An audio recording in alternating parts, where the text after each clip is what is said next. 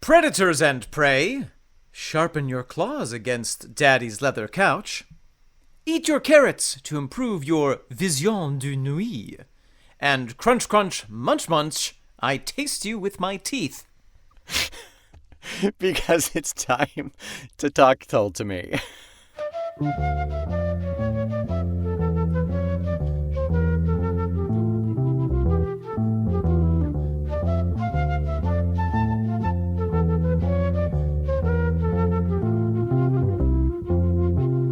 Welcome back, I am Omen Thomas Sade. And I am Nick McGill. Together we are feckless smomes. And this is Talk Tull to Me.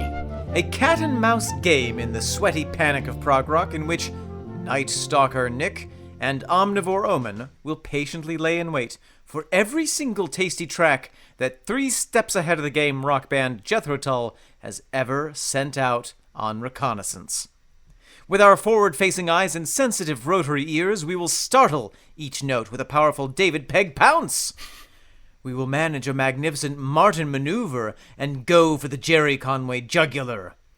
In the thrill of the hunt, we will develop PJV syndrome, paws juicy and vermilion. And if we sharpen our senses, we may have a chance to catch that rarest prey of all, the elusive flute pheasant, Ian, attack from the back and get the stack in the sack. Anderson. Now, every intro, for Ian's sake, could be cat-themed. Could really work. It could be. But and this one was. This one was. Delightfully so, yes. More broadly predator-themed. Predator-prey relationship themed. Fair enough, yes. You can attribute the predator-prey to any animal, man or otherwise. Man or mamnimal. Mamnimal. Nick, hello, and this is our podcast. I'm so pleased to see you again. And I'm excited to talk Tull about another Jethro Tull song today. Sure, right. Is this a new one for you? I would say that it is. Yeah? Okay. That's exciting. Is this one of those, like, brand new or, like, heard once but couldn't remember it anyway kind of thing? I really think this is a brand new one for me because I read over the lyrics earlier today, and it didn't ring any bell for me at all. Didn't warm your haggis? Yeah, I rethought it in the moment. I'm still rethinking it, and I regret it. I've got a chill running down my tripe at the moment. I love tripe. Do you like tripe? God, are you tripe what man? Is wrong with you? Oh my gosh. Good Luck has a tripe and oxtail ragu that is phenomenal. That is the only form of tripe that I've ever enjoyed. Yeah. And it's mainly because of the oxtail. Yeah, right. And it's in that really tasty tomato sauce. Yeah. Speaking of our favorite restaurant, let's heat up this episode. Let's heat up these leftovers. And talk about the song Heat. Let's do it. Sure. Yeah, absolutely.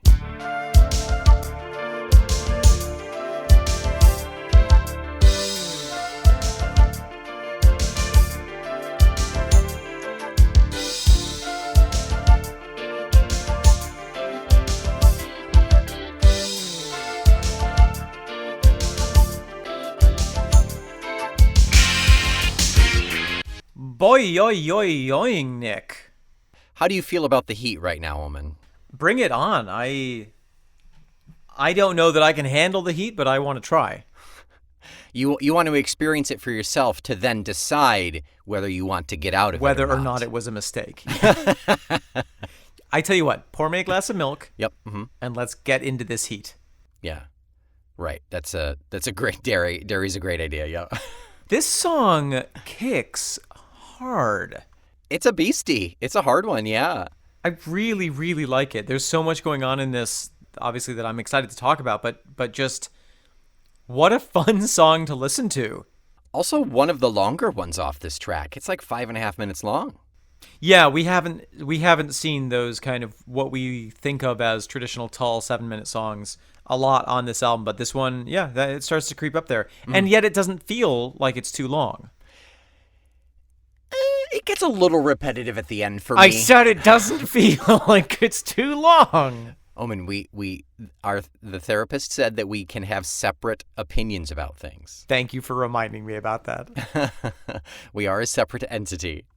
No, I can see how you, in my enthusiasm for hearing this song for the first time, I think I've maybe glossed over the potential for it feeling too long to someone else. Oh, sure. For the first couple of listens, yes, 100% very exciting to experience all 5.5 minutes of it. Yeah. Yeah. And it's not bad. Like, it's not like it gets bad or anything. No, it's all the repeats and the extensions on it feel like, oh yeah, I know why this is here. Right, yeah, it's with purpose. Yeah. Whether you agree with it or not, you can understand it. Mm-hmm. Right. This song has jumped to the very top of my list of songs that you and I are going to make a music video of. Ooh. Do you have something in mind already? Like for this song?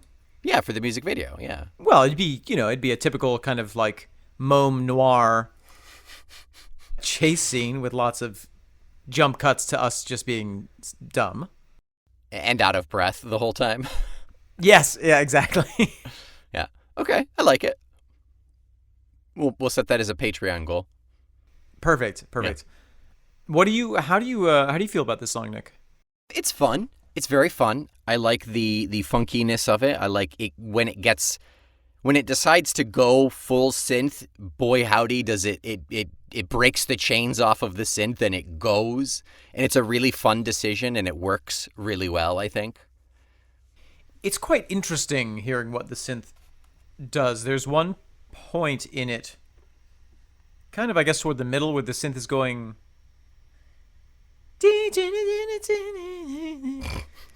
something like that. And for a while I was like, oh, is that the guitar? And then it modulates down a little further and it reveals itself to be the synth. And it's like, oh my God, that's the synth making that sound? That's crazy. Yeah, there's some very, very silly sounds in here. Before we go any further, I want to say that opening like kind of intro bit with the flute and the piano synth is very, very beautiful. Very pretty. It reminds me of some of the better composition for video games that's out there. Okay, interesting. That kind of, it has that a little bit kind of arpeggiated, but in a way that's entrancing but also invigorating. Feels like that could go on for a long time.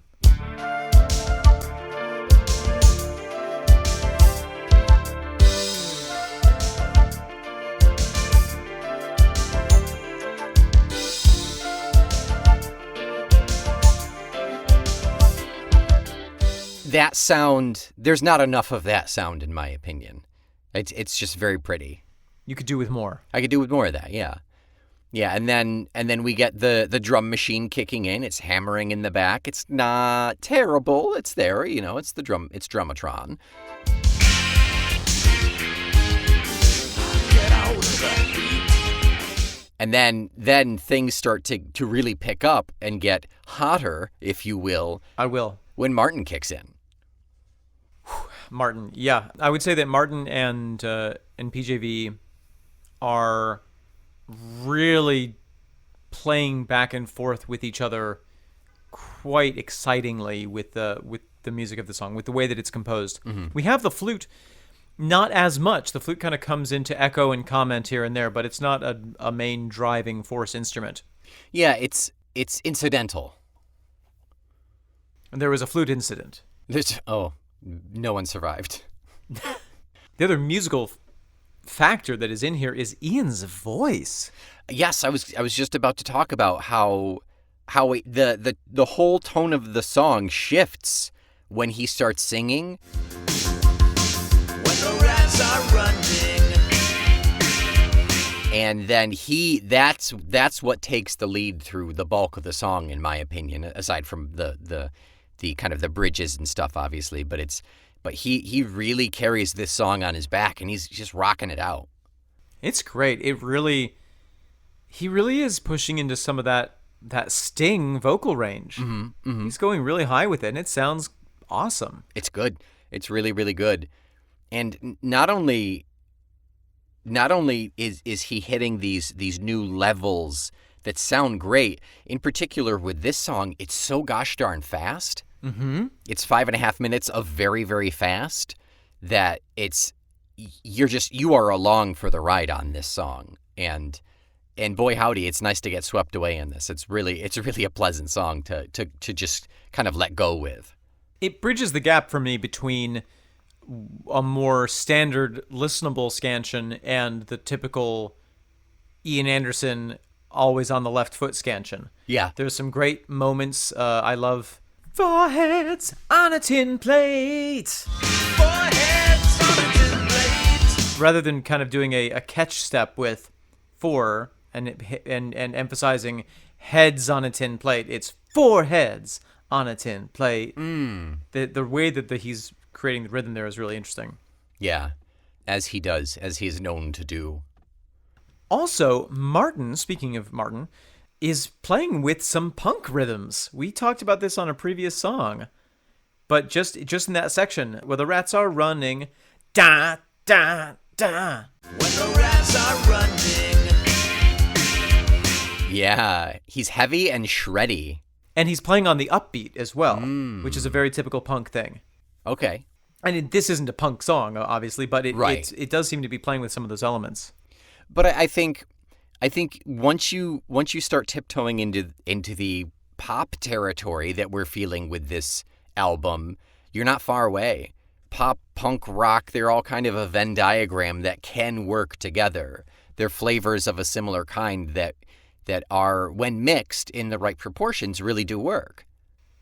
Yeah, and we are experiencing some of the alchemy of that magic here. I mean, really, from a totally different direction than anyone else has ever come at it. I do feel like this is probably the closest that we're getting to prog pop. Can I say that? Did I say that just now out loud? Yeah, I'm glad that you did. Okay. What is the number for the Witness Protection Program, Nick? Just so I have it on me. I can't tell you on air. Oh, right. Yeah. I forgot how it works. Then the witnesses would not be protected. Can you remind me where my Witness Protection Program house is? Yes. Yeah. Mobile, Alabama. That's it. 47 Middle Street. A wonderful place to be gay. Yeah. We get a lot, speaking of going back to Ian's voice here, we get a lot more of the vocal ejaculations, the flavorful interjections, if you will. We got oohs at grab your credit cards. Ooh. Yeah. Then Grab your credit cards, cash in on your resources. From the drawer, we get like 3 layers of background singers going, drawer. Your passport from the drawer. Yeah. We get a deep at resources and vacation. We get, hoo. Cash in on your resources. Uh-huh. And even the very first thing that we hear is, get out of the heat. Get out of the heat. Oh, sure. The layers, yeah. Yeah, the vocals in this one are fun. It's kind of like vocal acrobatics. You know, on the one hand, you have the actual singing, which is really, really high, and really tuneful, really melodic, perhaps. But then everywhere else, you have all these little stunts, these vocal stunts almost. Yeah. Here he's turning a backflip. Over there he's doing a somersault. And it's not just backflip, backflip, backflip. Like there's a lot to it. He's doing so much. It's backflip, pas de bourrée, flock, flock, flock, vogue, death drop, splits. Yeah. Yeah, it is. It is, and it really adds to the song. It's really fun. I think this song is stacked so perfectly and precariously that if there was like just one single more element, it would be too much. It'd be too busy. Uh-huh. But as it stands, I love the madness of this song, of the sound of the song, and like we've been talking for every song this album so far, it really fits the mindset of our hero Exactly. at this point in the story. I was going to say that in listening to the song, there are some parts musically where, you know, one instrument will be going really hard, really fast, and you'll hear it start to fade out, and I kind of caught myself thinking, good, a little break. And immediately something else comes in to take its place just as fast, just as hard. So there's nowhere to rest, which fits very thematically with the song. Yeah, absolutely. Absolutely. I'm honestly, I'm a little surprised. I don't remember which one it was, but I'm a little surprised we don't have another instance of like the heavy breathing at one point in this song. I don't remember which was that. That was Saboteur? She-Wolf by Shakira. Was it Lap of European? I don't remember. Yeah. Yes, it was She-Wolf by Shakira. We mentioned it in that track, but I don't remember which one it was. But yeah, given the context and just the general manicness of the song, I'm shocked there's not a panting going on here. And finally, for me, musically, I gotta say again that breakdown in the bridge with the synth just going bananas. Yeah. Just multiple layers of synth just going ham. So fun. So very fun. Get out, get out, get out, get out the heat. Oh, get out, get out, get out the heat. Heat. Get out, get out the heat. Get out, get out the heat. Get out, get out the heat. Get out the heat. Heat, heat.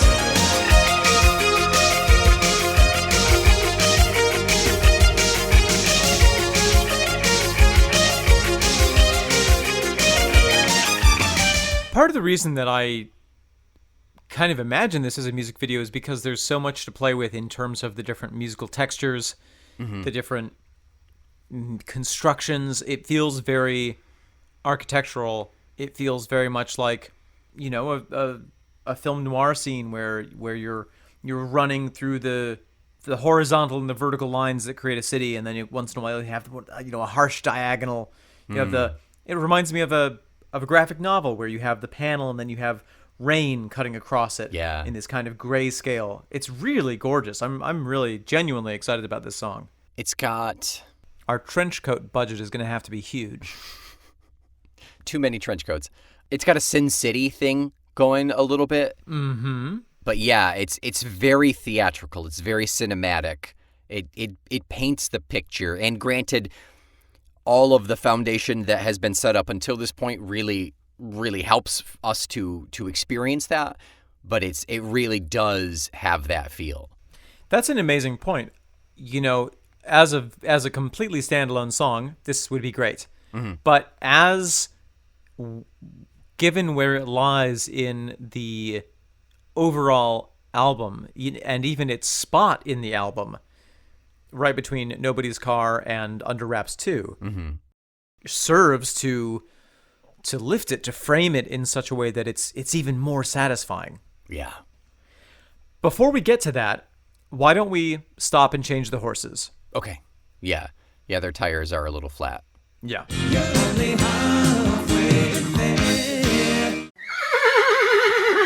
Whoa. Easy. Whoa, Seraphim.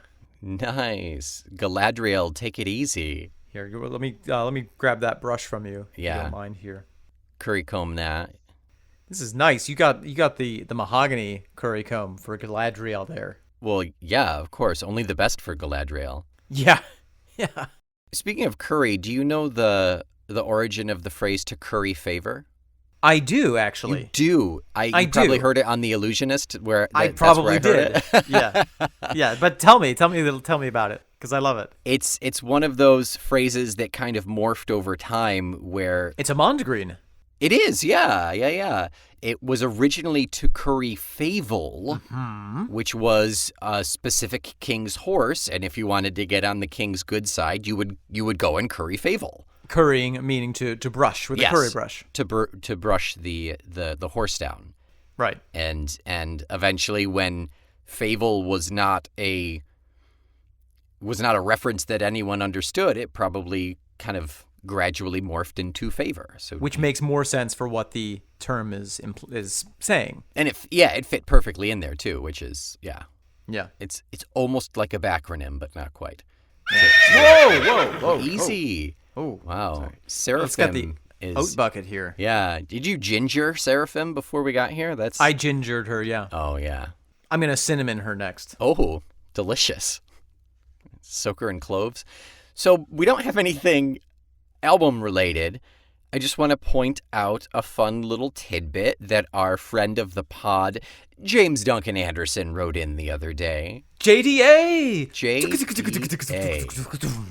Drum fill. JDA provided a great little insight into our being ignorant Americans and said, I was listening to one of the podcasts the other day and Loch Corwisk came up. One of our cats was named Coolin, and we frequented Loch Corwisk, so I would hear the name spoken by the local fishermen who would take us out there.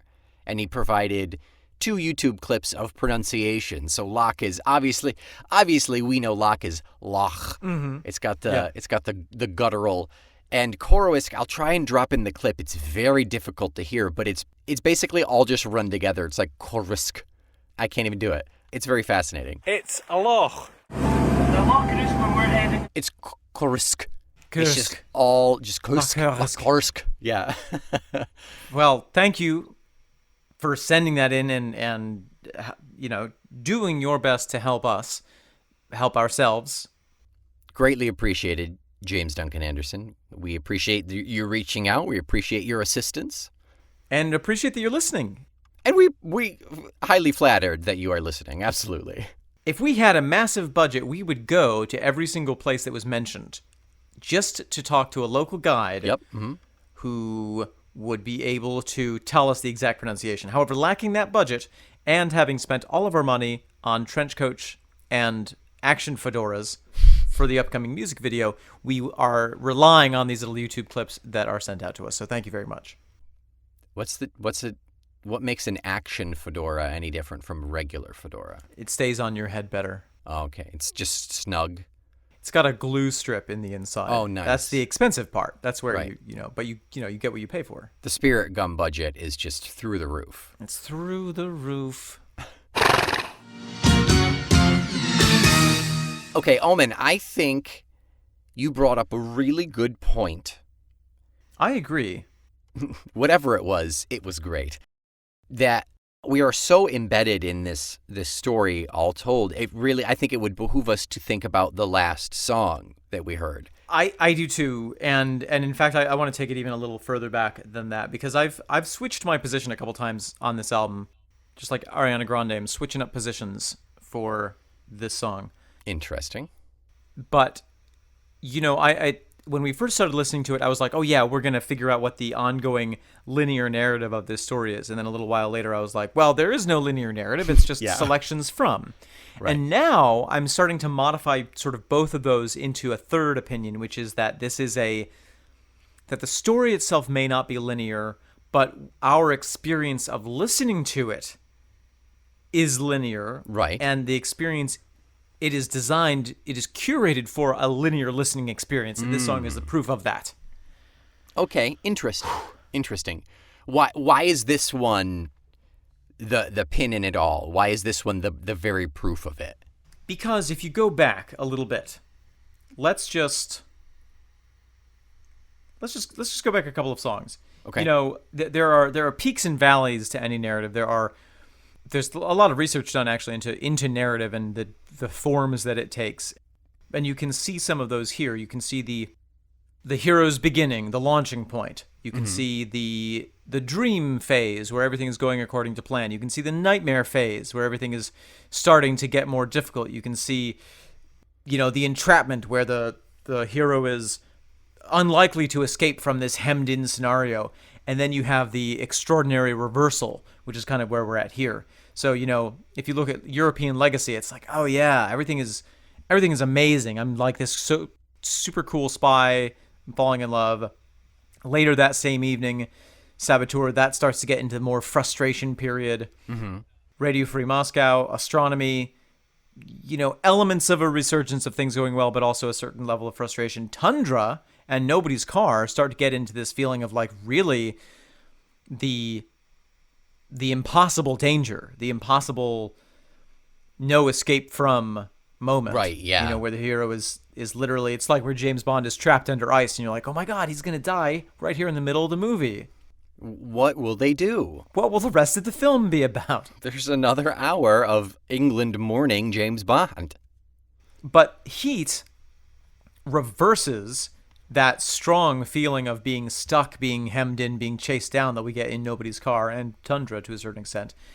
And now the singer is the predator and has got his mark on the run.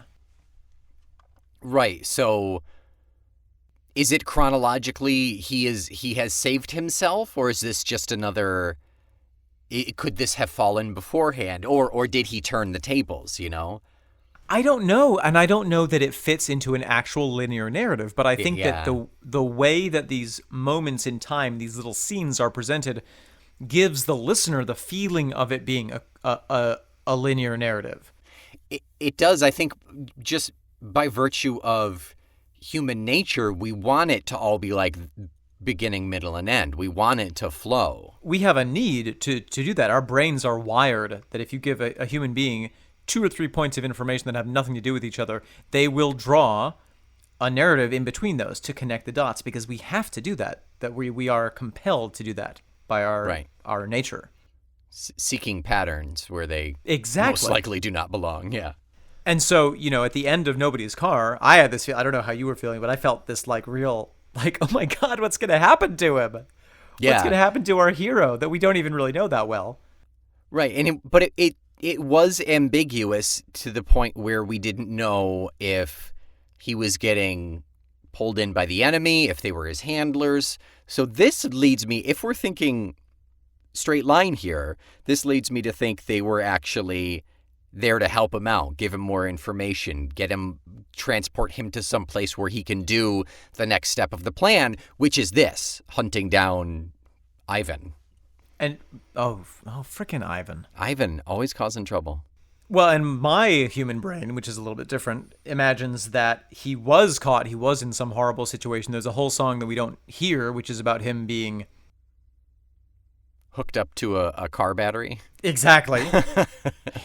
I almost, in my mind, I flip the position of Nobody's Car and Tundra. So he gets caught, he goes to the gulag, and then miraculously, in a way that we don't even know, so we have to kind of imagine it ourselves, he gets the drop on it. He gambles, he pulls the card that is, 100 to 1 that he would possibly pull in that situation.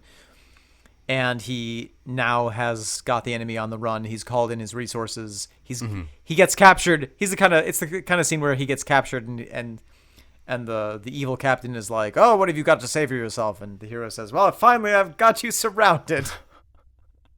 Yeah, he's pretty cocksure in this song. He's pretty confident. Get out of the heat. Get out of the heat. What is the heat? The heat is being in trouble, basically. The heat is being followed, being made. Yeah, it's also a slang term for the police. Oh, true. And I think gunfire too isn't that heat as well? A heat. Yeah, heat. Heat can be gunfire. Yeah, absolutely. Yeah, pressure overall. You're in deep. If you can't handle the heat. Yeah. Get out of the fire. Get out of the... Why are you in there? Okay. Don't be in the fire. Stop, drop, and roll. If you can't handle the heat, stop, drop, and roll. Yeah, right. Okay. When the rats are running and the boys are gunning for heads on a tin plate, you can hear the footfall softly in the backyard, and the blackjack is called face up on the last card. When the rats are running and the boys are gunning for heads on a tin plate, you can hear the footfall softly in the backyard, and the blackjack is called face up on the last card. Couple of interesting things here. Mm-hmm. I feel like, okay, so the rats running, to me, is a little bit of a nautical metaphor, but could be applied to general rat behavior. Oh, yeah, rats abandoning a sinking ship kind of thing. Exactly. Yeah. Rats often know when a structure is in trouble before the humans do. And will scarper. Right, so if you see rats suddenly leaving the place where you are, something bad might be about to happen. Yeah. And the boys, that to me sounds like the backup of this agent. Mm-hmm.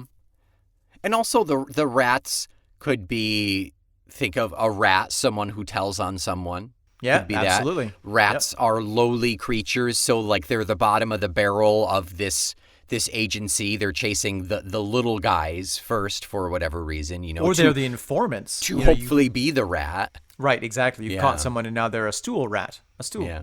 A stool rat? Stool pigeon. Yeah. A stew rat. I was thinking of a stew rat. Oh, delicious. Lovely. And you can hear the footfalls softly in the backyard. That makes, we've all seen the images on television and in films of the SWAT team getting ready to do a raid on a building or a house. Slowly taking their position, yeah. Right. And then the blackjack. That's a fascinating little reference. Are you familiar, Nick, with the card game blackjack? I mean, I've played it casually. I've never like officially gambled it. I mean, you'd fart around in like high school and middle school playing blackjack. So I mean, I know roughly. The object is to get to a value of 21. Right. Or the closest to 21 without going over. And so a jack has a value of 10 and ace has a value of 11. And so if you have been dealt an ace and you call for another card, you say hit me, and you get a jack, that is 21. It's unbeatable. And in the old days of playing this game, there would be a 10-to-1 bonus for a black jack. Okay. And the black jack is called face up on the last card. That's like the ultimate against all odds. I've got the thing that you were counting on me not having. I have the information. I'm in the right place in the right time. I've got you to get me right where I want me.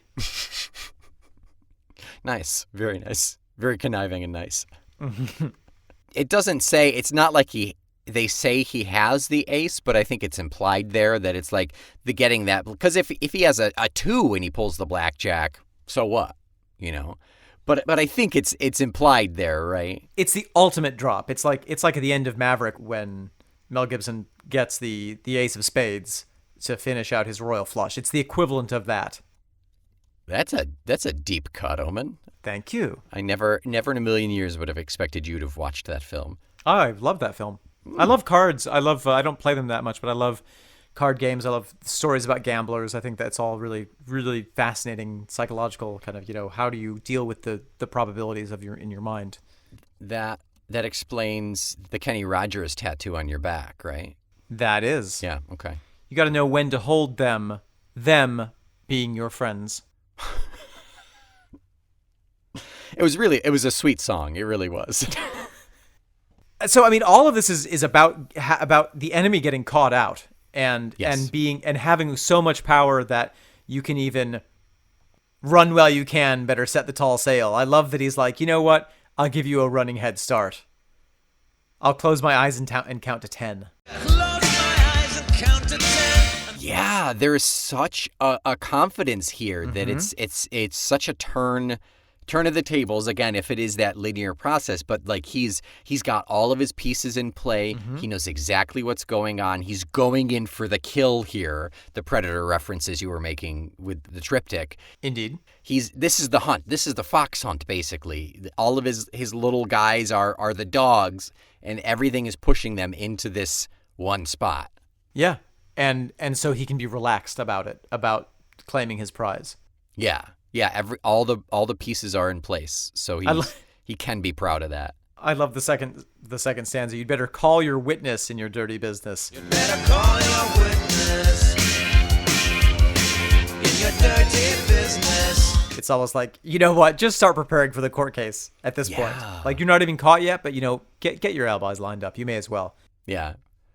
A rare instance of the use of French in a Jethro Tull song. I'm not sure if we've ever seen this before. I feel like maybe a word or two, not a phrase like this. Well, I suppose ensuite.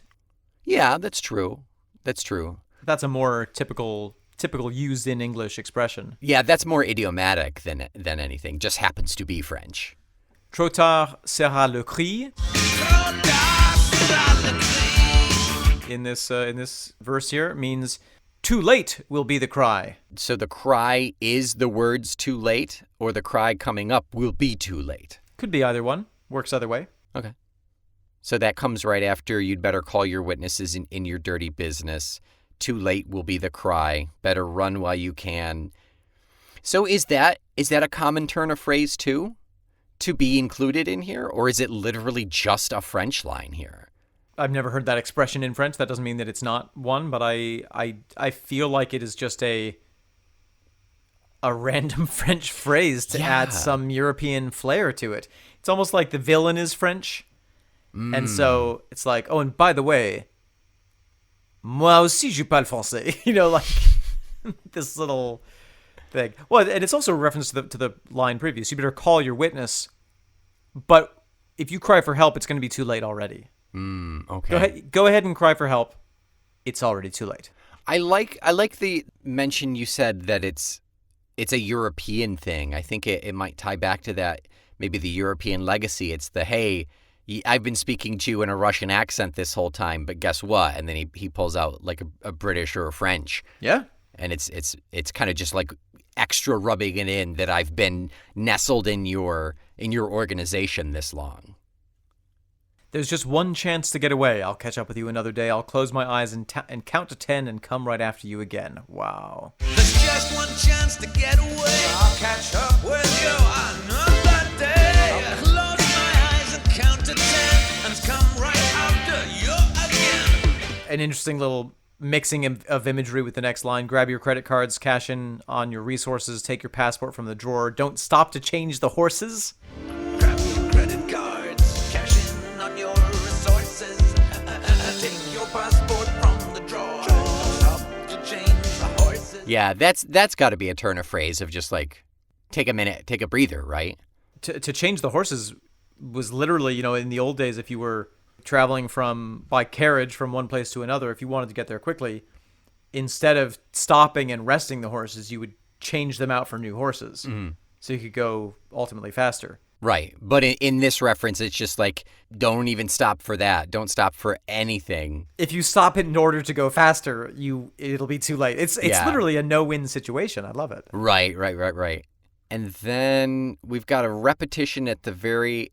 Oh, no, it's not quite. It's a little bit of a repetition. Yeah, this is the section where we start going into that bridge. We get all the amazing shreddery from Martin. Shreds that cheddar, yeah. Shreds are us. And then at the very end, we've got notify all parties of an earlier vacation. Yeah. No use trying to board the train after it's left the station. Notify all parties of an early vacation. No use trying to board the train after it's left the station.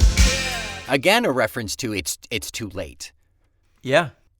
Yeah, that's really the takeaway is like you signed, sealed, delivered, like you are donezo. Just give up. It is, yeah. It's that delicious scene at the end of so many great films where you see the bad guy really on the ropes, trying to, con or weasel his way out, but having exhausted every exit point because maybe his own hubris was what ultimately entrapped him, and maybe the hero knew that was his weak spot. Right, after he just spent a half an hour doing exactly what the hero's doing, rubbing it in, gloating, telling him the whole plan, Yeah. etc. Yeah. Telling him the plan, rubbing it out. Interesting about the earlier vacation, it's sort of like, make up an excuse for your sudden disappearance. Right. Find someone to water your plants because you'll be gone a while. That is grim. I want to use that in my next spy movie that I write. Find someone to water your plants. Yeah. It's good. You better find somebody to water your plants. Especially your Madagascar orchid. In fact, I'll take it if you don't mind. Leave the cactus. Oh, the other thing is that we talked about what preceded this song. What comes directly after this song? Yeah. We definitely wanted to put a pin in this and try to figure out some sort of narrative flow here. We've got that absolutely stunning Under Wraps number 2 after this. Which Under Wraps 2 is the only moment so far that we've had of a sense of relief, a sense of rest, a sense of things being in the right place. And I really do feel like regardless of what the actual story is, regardless of whether we say this is a linear story or not, the narrative dynamics, the dynamics of each song lead you in this kind of increasing state of tension up to Heat, which is the most tense and the most, exciting, but also victorious, but not very calm. And then, Yeah. beautiful acoustic, keep it quiet, go slow, circulate, need to know. It's the climactic scene where the action finally comes to a head, and then you have the victory. A little denouement. Yeah. Whether it's the award ceremony at the end of episode 4, or Oh yes, Star Wars reference, or just people like finally sitting down to eat at the table or something, and it's here it is, the denouement of him sitting down with Svetlana, maybe. That seems to be a possible interpretation. Yeah. Now, we still have a lot of album to go, so I don't think it's over. It's not over. We've got 2 more. I mean, technically Under Wraps 2 falls, obviously, but then we've got 2 more after that. And then there's the 2 like weird bonus tracks. It's hard to tell what's a bonus track on this album, but these ones officially got stuck on the end as bonus tracks. So Paparazzi and Apogee round out the album proper, and then we have Automotive Engineering and General Crossing. The flow of narrative can repeat. In a good film or in a good novel, you have these cycles of everything's going well, everything's slightly frustrated, everything's a nightmare. Oh my God, how are they going to get out of this situation? Oh my God, they got out of the situation miraculously. Now everything's good again. I mean, that can repeat endlessly. Sure. And so maybe this is just a resting moment in this linear, non-linear narrative. And, amongst whom of us has a really linear life? Trying to think of a joke for that. I've got nothing for you. It's not, because it's not a funny subject. It's not funny. It's actually really depressing, Nick. I wish you would take it seriously. No, but I mean, when you tell the story of someone's life, you try to make it nice and clean and point to point to point to point. Right. But in order to do that, you have to cut out a lot of faff. That's true. Yeah, it is kind of satisfying every now and then to see the messy side of things. Even if it's like a super fantastical, in no way can I relate to a super spy mess. At least there is some rough parallel, as opposed to just being the perfect, flawless superhero or super agent. And then it's like, That's quite boring. Yeah, exactly. What's the film where Rowan Atkinson plays a super spy? Johnny English. Johnny English, right.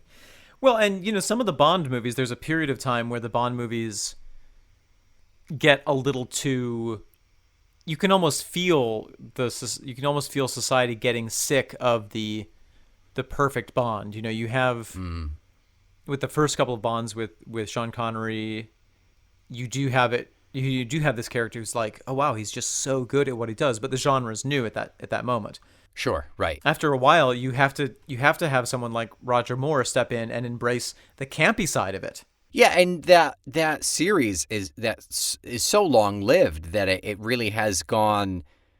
It has fluctuated with the times and the preferences and tastes, and I'm not sure anyone asked for the camp, but it was a good derivation, and it lasted for a couple, and then it went on to something else, I asked for the camp. You always ask for the camp, though. I say, excuse me, I don't see it on the menu, but do you happen to have... any fresh camp? Any camp? and they say, we'll see. And then they walk off wearing flippers. They flounce out. Get out of the heat.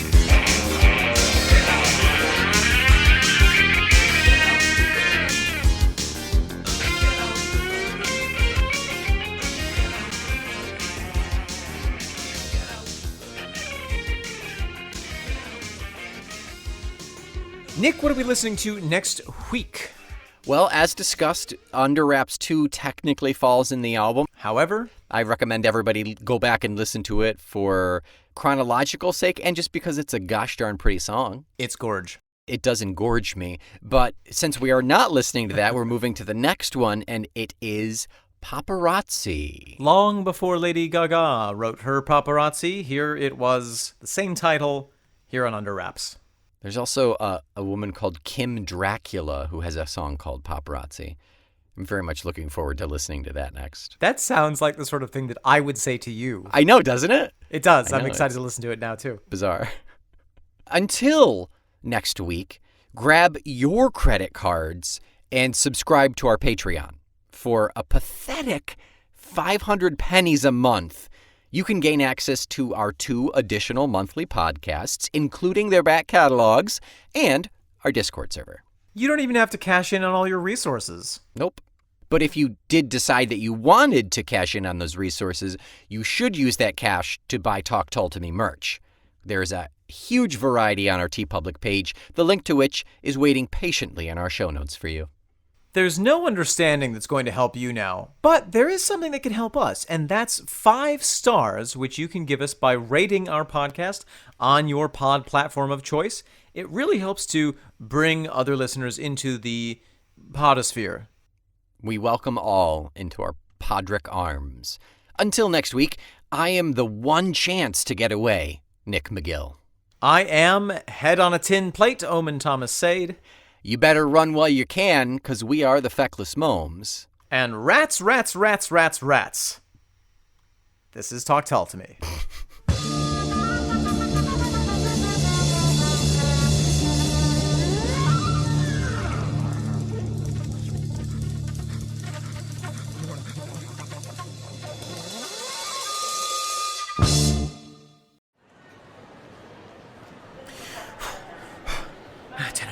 Ten and 5. I've got 2 minutes. Okay, I can buy this ticket. I'll get out of Dusseldorf. They won't catch me. 1, 6. Come on, take my card, you stupid machine. God, what now? Hello? Hello, is this, Mr. Secret Agent? That's yes. Please don't say that so loudly. Yes. What's wrong? What is it? Hi, this is Marvin from your credit card company, and we just noticed that there is potentially an unauthorized charge in Dusseldorf at a train station. Would you like us to destroy your card? No, God, please don't destroy my card right now. No, I'm in Dusseldorf. It's me. I'm right here. I'm using the card. Just please, whatever you do, don't cut it off. I'm trying to catch a train. All right, we're going to have to do some identity verification, if you don't mind, before we can confirm this. At your at the top of your lungs, could you scream your full legal name, please? Make sure you point directly out into that crowd of people. Okay, I'm gonna say it a little. I'm gonna say it right into the phone. It's Frederick Scambles. Frederick Scambles. Frederick Scambles. F as in Frankenstein. S as in sardonic. God, Frankenstein, Scott. Okay. And what about your? I see that you are dual citizenship. You're half American. Do you have perhaps a social security number that we could have for? You know what? I really can't. Can we do this another time? I've got 30 seconds to catch my train. If we can't confirm this, I will have to destroy your card. Oh, okay, fine. I'm gonna give it to you. In Russian. It's Snet, Yats Ucht, Jain Grutzt, Fnegend. Utskrudel. It sounded slightly Germanic, but I'll take it. It's in the computer. Yes. And finally, your mother's maiden name? I can't say that word actually. I can spell it out for you, but I can't say it. It's kind of a sleeper agent thing. If I say it, I'll trigger a set of skills within myself that I'm not supposed to deploy until later. Does that make sense? Okay, we can use. This is a company card, by the way. This shouldn't even be happening. We can use a different security question. How about your first pet's name? Oh, that was Johnson. Of course. And then finally, what is the trigger phrase that you use on other agents? Oh, I see. Oh, credit card company. Oh, I got you. This is my extraction. Oh, thank God. Thank God you called me. Oh, I was panicking. I didn't know what was going to happen to me. We do still need that phrase, sir. It's Talk Tull to Me is a proud member of the Feckless Momes Audio Network. Oh, I love you so much. That's him! Get him! Get him! Oh, no!